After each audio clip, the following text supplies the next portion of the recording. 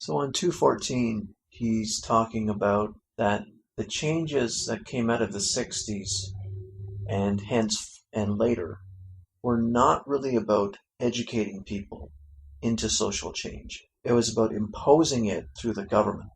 And so I'll read a bit of this. So he says, it is equally obvious that government regulation has been entirely a social, not an educational project. Nowhere along the way was there a single move toward actually stiffening educational requirements or improving teaching.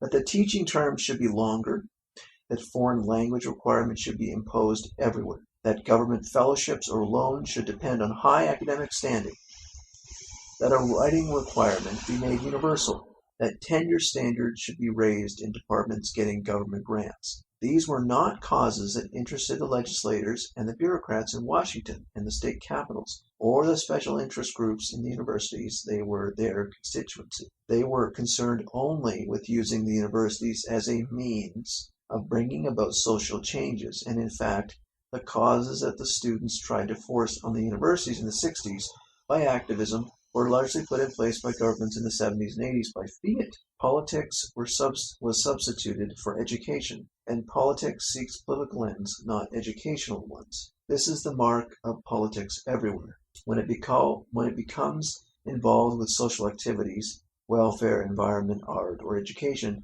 it does not approach the question in terms of what is best for these activities or what will work, but in terms of what is politically most useful.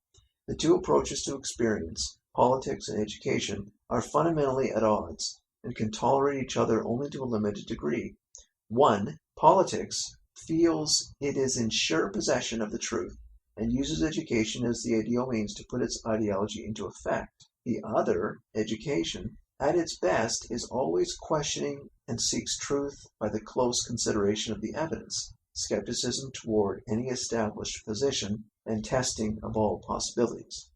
So I thought that's a good analysis of what has been happening, is that a lot of social change that comes out of the university, like if you follow the money from the university, a good chunk, I think it's about 25% of all the funding the university gets actually comes from the government.